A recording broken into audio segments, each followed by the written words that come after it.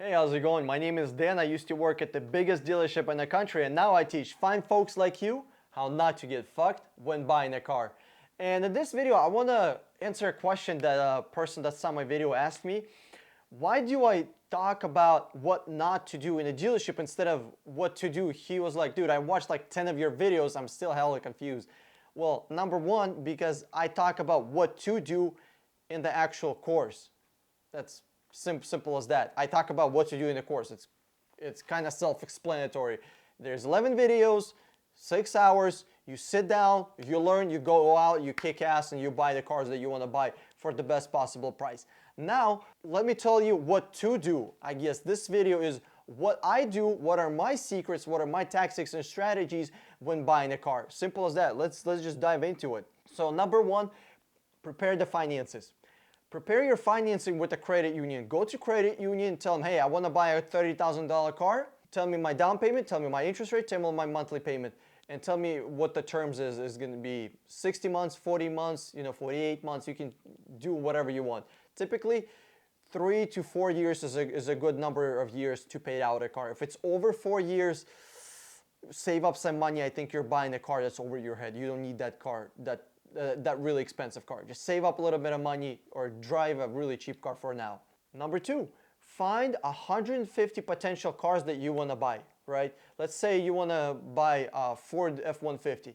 You go to internet and search and search and search. I mean, it's going to take you probably a day or two to figure out what kind of car you want to buy with all the options, and then find all the cars. I mean, there's going to be millions of cars. Well, not literally. There's going to be probably 3,000 or 4,000 cars that you're going to look through to, whittle that down to 150 potential cars that you could buy, okay? The price is right, the miles are right, the color is okay, the interior is okay. And then you contact all of those dealerships, which is step number 3, and tell them that you're interested in their car. Start negotiating process, start chipping away at that price. Start getting that price as low as you can possibly get. Tell them, hey, I'm looking for a truck, I'm planning to buy it this week. It's very important that you're buying the car this week, not 3 months from now. No salesman is going to take you seriously if you're buying the car 3 months from now. What I say is, hey, I'm planning to buy a car this week. That way they know that I'm serious about buying the car. Plus, if you're planning to buy a car 3 months from now, the cars that you found are going to be gone. They're not going to be there anymore. So the work you just did is useless. Then after you negotiate the price, you get the price to where you like it to, probably 3 or 4 cars that you agreed on price. Then you have one of the salesmen take that car to another dealership or a shop for them to do a pre-purchase inspection. If they don't want to do that, then you get a tow truck, they release the car, tow truck tows that car to the actual dealership or the shop or mechanic place that you found to inspect the car.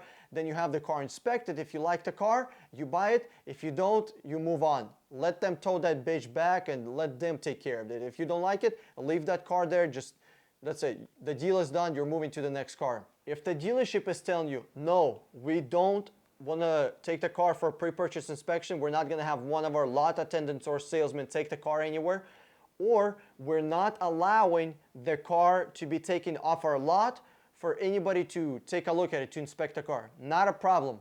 Put a stipulation in a contract where you have 7 days to get your money back from the dealership. Simple as that. And they have to pay the return shipping on the car if you're buying a car from out of state or from far away. If you bring the car to you and there's a serious mechanical problem and they haven't told you about it, then there's a clause in the contract which pretty much means they have to give you the money back and they have to ship their own car back to them.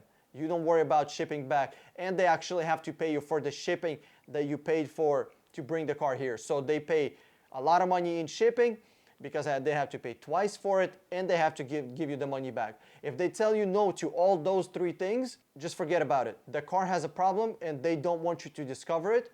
They're just trying to take advantage of you. Forget about that car, just move on to something else. Number 5, you like the price, you like the car, time to buy it. You give the information of the dealership to your bank and vice versa. You give your bank information to the dealership. So pretty much it's just the phone number to the bank and your first and last name. They contact each other, They make sure the transaction goes okay, and the bank is actually more interested in you getting a good car than you are even. You know why? Because they are giving the money for it. They want to make sure that it's a good car. If it's overpriced, they might tell you, hey, looks like this car is overpriced. The reason they're going to do that is because if you ever decide to not to pay for the car, they want to make sure that they can repo a car that's worth selling. If you're buying a Ford Pinto for $50,000, they're probably going to tell you no because they can't repo that car. Make sense? Okay. And the last one, step number 6, you go to Google, you find a car hauling company, or I already have contacts for those people. I find somebody who's going to bring me the car for the best possible price, and that's it. The car is going to get shipped to me. In a week, I'm going to have the car at my job or in my house, and that's it. I bought a car. Congratulations. Thank you. Thank you very much. Now, that's not all that I teach in the course. I teach buying used, buying new, and how to buy the cars the Gap way. How to appraise cars, how to value cars the same way that insurance would look at it. Not what the dealership or salesman is telling you. Well, that's what the right price is. That's what KBB thinks the right price is. No, your insurance company knows what true actual prices of the car. When they're going to be paying for the car, if your car is total, they're going to pay you what the market tells them the car is worth. Not what KBB decides it is.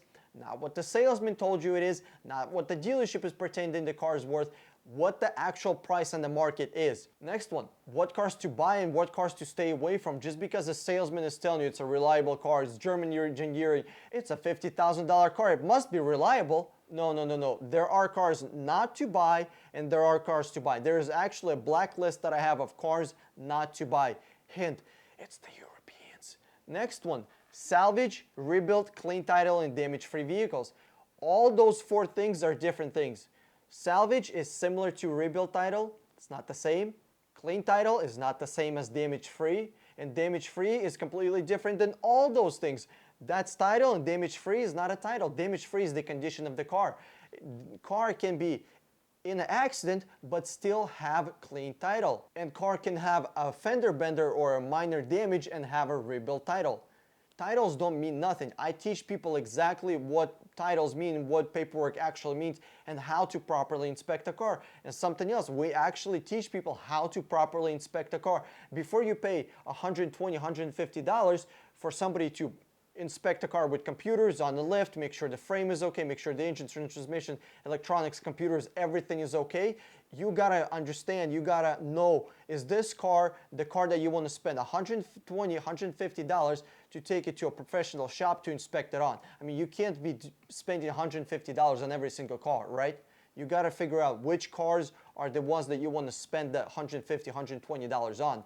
Next one, the cost of a car. You're gonna be paying for a car until you pretty much die. It's either gonna be cash, it's gonna be financing, or really there's only 2 options. Either you're gonna be taking money out of your bank and then refilling that bank account, or you're gonna be taking out a loan and paying off that loan. Really, it's the same thing. It's just here you're paying to somebody else, here you're paying money back to yourself. And you can own a car for a lot, little, or actually free. I talk about all of that in the actual course that I teach. Next one. Leasing versus cash buying versus financing. What's the biggest difference? Which one is the best? Cash is not the best. I know it seems a little crazy. People used to say cash is the best way to go. No, it's not. Financing is the best way to go. And I talk about why in the actual course. Where to buy, how to ship the car, negotiating. I have 3 parts just on negotiating, how to bring the car over here and how to take proper delivery on it. And last one probably is the most important one, how dealers make money. Because if you don't know how dealerships make money, you can't go in there and expecting not to be taken advantage of. Here's a simple tip. If you're buying anything else at the dealership except the car, you're getting fucked. Simple as that. Don't buy anything at the dealership except the car. No warranties, no gadgets, no extra wheel tire protections. Get away from that bullshit. You can buy all of that from Google for 10 times as cheap. Hey, if you enjoyed this video, give me a thumbs up below and click the subscribe button over my head, or watch one of those 2 videos if you want to see more money saving tips about cars. This is Dan with 60 Minute Car. I'm signing out and I'll see you on the internet.